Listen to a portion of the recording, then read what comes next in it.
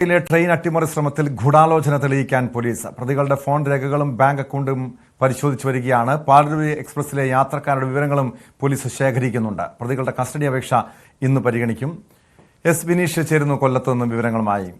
വിനീഷ്, വലിയ രീതിയിൽ ആശങ്ക വരുത്തിയൊരു സംഭവമായിരുന്നു കുണ്ട്രയിലെ ട്രെയിൻ അട്ടിമറി കേസ്. ഇത് കൂട്ടക്കുരുതിയാണ് പ്രതികൾ ലക്ഷ്യമിട്ടതെന്ന് പോലീസിന്റെ എഫ്ഐആറിലുണ്ടായിരുന്നു. മറുവശത്ത് NIA ഈ കേസ് അന്വേഷിക്കുന്നുണ്ട്. പോലീസിന്റെ നീക്കങ്ങൾ എന്തൊക്കെയാണ്? കാരണം ഇതിന് പിന്നിലൊരു ഗൂഢാലോചന ഉണ്ടായി എന്ന് പോലീസ് സംശയിക്കുന്നുണ്ടോ? തീർച്ചയായും ടോം, അത്തരത്തിലുള്ള ഒരു സംശയം തന്നെയാണ് ഇപ്പോൾ നിലനിൽക്കുന്നത്. സംഭവത്തിൽ 2 പേരാണ് ഇപ്പോൾ റിമാൻഡിലായിരിക്കുന്നത്. അത് കൊല്ലം സ്വദേശികളാണ്. ഒരാൾ കുണ്ട്ര സ്വദേശിയും മറ്റൊരാൾ പെരുമ്പുഴ സ്വദേശിയുമാണ്. ഇവർ സുഹൃത്തുക്കളുമാണ്. CCTV ദൃശ്യങ്ങളുടെ അടിസ്ഥാനത്തിൽ നടത്തിയ ഒരു പരിശോധനയിലാണ് 2 പേരെയും പോലീസ് അന്ന് തന്നെ പിടിയിലായത്. ഈ സംഭവം നടക്കുന്നത് തന്നെ ഈ ശനിയാഴ്ച ദിവസം പുലർച്ചെ 2:45 കൂടിയാണ്. 3:30 കടന്നു പോകേണ്ട പാലരുവി എക്സ്പ്രസിന് നേരെയാണ് ഇത്തരത്തിൽ അവർ ഒരു അട്ടിമറി ശ്രമം നടത്തിയിരിക്കുന്നത്. അങ്ങനെയാണ് പോലീസ് കണ്ടെത്തിയിരിക്കുന്നത്. ഇതുമായി ബന്ധപ്പെട്ട് വലിയ രീതിയിലുള്ള അന്വേഷണമാണ് നടക്കുന്നത്. NIA സംഘം അടക്കം സ്ഥലത്തെത്തി ഇവരെ ചോദ്യം ചെയ്തിരുന്നു. അതുപോലെ തന്നെ ഈ പ്രതികളുടെ വീട്ടിൽ പരിശോധനകൾ നടത്തിയിരുന്നു. അതുപോലെ തന്നെ ഇവരുടെ ഫ്രണ്ട് സർക്കിളിലുള്ള എല്ലാവരുടെയും മൊഴികൾ രേഖപ്പെടുന്നു. അങ്ങനെ വലിയ രീതിയിലുള്ള അന്വേഷണത്തിലേക്ക് ഇപ്പോൾ നീങ്ങുന്ന ഒരു സാഹചര്യമാണ് ഉള്ളത്. നമ്മുടെ കുണ്ട്ര പോലീസിനാണ് ഇതിന്റെ ഒരു അന്വേഷണ ചുമതലയുള്ളത്. കുണ്ട്ര സിയുടെ നേതൃത്വത്തിലുള്ള അന്വേഷണ സംഘമാണ് കഴിഞ്ഞ ദിവസം പ്രതികളെ സംഭവ സ്ഥലത്തെത്തിക്കുകയും തെളിവെടുപ്പ് പോലുള്ള നടപടിക്രമങ്ങളെല്ലാം പൂർത്തിയാക്കുകയൊക്കെ ചെയ്തത്. അപ്പോൾ അവർ കൃത്യമായിട്ട് തന്നെ പോലീസിന് മുന്നായിട്ട് വിവരിച്ചു നൽകി. അതായത് അവരവിടെ എത്തിയ കാര്യങ്ങളും റോഡിന് സൈഡിലിരുന്ന ഉപയോഗമില്ലാത്ത ഒരു പോസ്റ്റ്, അതായത് ഫോണിന്റെ ടെലിഫോൺ പോസ്റ്റാണ്.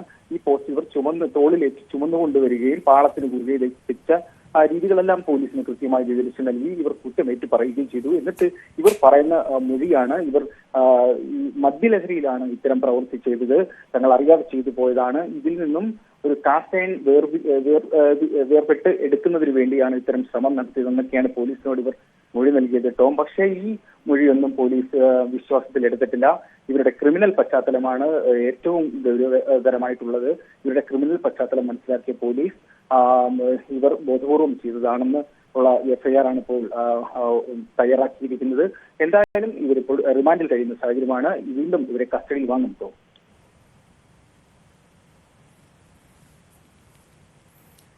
അതോടൊപ്പം നേരത്തെ തന്നെ കഴിഞ്ഞ ദിവസം തന്നെ NIA ഈ കേസുമായി ബന്ധപ്പെട്ട് വിവരങ്ങൾ ശേഖരിച്ചിരുന്നു. NIAയുടെ ഭാഗത്തു നിന്നുള്ള നീക്കങ്ങൾ എങ്ങനെയാണ്? കാരണം ഈ പോലീസിന്റെ അന്വേഷണത്തിന് സമാന്തരമായി NIAയും ഈ കേസ് അന്വേഷിക്കുന്നുണ്ടോ? ഇതിന് പിന്നിൽ മറ്റ് രീതിയിലുള്ള ഏതെങ്കിലും ഗൂഢാലോചന അല്ലെങ്കിൽ ഒരു കൂട്ടക്കുരുതി ഈ പ്രതികളുടെ ഭാഗത്തു നിന്ന് ലക്ഷ്യമിട്ടിരുന്നു എന്ന് NIAയും കരുതുന്നുണ്ടോ, സംശയിക്കുന്നുണ്ടോ വിനീഷ്? തീർച്ചയായും ടോം, ഒരു ദേശീയ ശ്രദ്ധയിലേക്ക് ഈ വാർത്ത എത്തുന്നു എന്നുള്ളതാണ് നമുക്ക് എടുത്തു പറയാനുള്ളത്. NIA സംഘം എത്തുകയും ഇവരുടെ മൊഴി കൃത്യമായി രേഖപ്പെടുത്തുകയും ചെയ്തു. ഞാൻ നേരത്തെ സൂചിപ്പിച്ചതുപോലെ തന്നെ ഇവരുടെ വീട്ടിലുള്ളവരുമായിട്ടും സംസാരിച്ച് അവരുടെ മൊഴി രേഖപ്പെടുത്തി വീട്ടിൽ കൃത്യമായി പരിശോധനകൾ നടത്തി. പക്ഷേ അസ്വാഭാവികമായിട്ടൊന്നും കണ്ടെത്താൻ സാധിച്ചില്ല എന്നാണ് നമുക്കറിയാൻ കഴിയുന്നത്. പക്ഷേ എന്നാലും ഇവരുടെ ക്രിമിനൽ പശ്ചാത്തലം എടുത്തു പറയേണ്ടതാണ്. അതുപോലെ തന്നെ ഇവരുടെ ഫ്രണ്ട് സർക്കിളുള്ളവരെ നിന്നും മൊഴികൾ പ്രധാനമാണ്. അതുപോലെ തന്നെ ഇവരുടെ ഫോൺ രേഖകൾ കൃത്യമായി പരിശോധിക്കുന്നുണ്ട്. ഫോണിലുള്ള കോൾ ലിസ്റ്റുകൾ പരിശോധിക്കുന്നുണ്ട്. ഈ 1 വർഷത്തിനുള്ളിൽ ഇവർ ആരെയെല്ലാം വിളിച്ചു എന്നുള്ളതിനെ കുറിച്ച് കൃത്യമായ ഒരു പരിശോധന നടത്തുന്നുണ്ട്. അതുപോലെ തന്നെ ഇവരുടെ ബാങ്ക് അക്കൗണ്ട് രേഖകളും പരിശോധിക്കുന്നുണ്ട്. അതുപോലെ തന്നെ ഇവരുടെ ശരിക്കും ഇവരെ ഒരു നിരവധി ക്രിമിനൽ കേസുകൾ പ്രതികളാണ് ഇവർ. ജില്ലയിലെ വിവിധ സ്റ്റേഷനുകളിലായിട്ട് ഇവർക്ക് പല കേസുകൾ നിലനിൽക്കുന്നുണ്ട്. ഇതെല്ലാമാണ് കൂടുതൽ സംശയത്തിലേക്ക് വഴിവെക്കുന്നത്. അതുപോലെ തന്നെ 2:45 കൂടിയാണ് ഇത്തരം കൃത്യം ഇവർ ചെയ്തിരിക്കുന്നത്. അതായത് ഈ പാളത്തിന് കുറുകെ ഈ ഒരു പോസ്റ്റ് കൊണ്ടുവച്ചത്. പക്ഷെ 2 പ്രാവശ്യം ഇവർ വെച്ചു എന്നുള്ളതാണ് ഏറ്റവും ഗൗരവമായിട്ട് പോലീസ് കാണുന്നത്. ആദ്യം പോലീസ് ഇടപെട്ട് ഈ പോസ്റ്റ് അവിടെ നിന്ന് മാറ്റുകയും ചെയ്തു. പിന്നീടും പോലീസ് അന്വേഷണവുമായി ബന്ധപ്പെട്ട് അവിടെ എത്തിയപ്പോഴാണ് ഇവർ 2ാമതും പോസ്റ്റ് ഇതിനെ ട്രെയിനിന് കുറുകെ വെച്ചതായിട്ട് തന്നെ കണ്ടെത്തിയത്.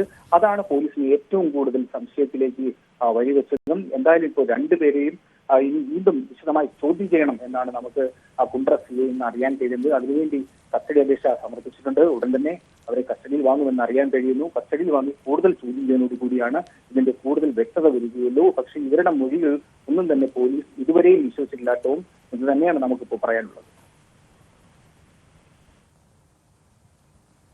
എസ് കൊല്ലത്ത് നിന്ന് എസ് വിനീഷാണ് വിവരങ്ങൾ നൽകിയത്. കൊല്ലം കുണ്ടറയിലെ ട്രെയിൻ അട്ടിമറി ശ്രമത്തിലാണ് ഗൂഢാലോചന നയിക്കാൻ പോലീസ് നീക്കം നടത്തുന്നത്. പാലക്കാട്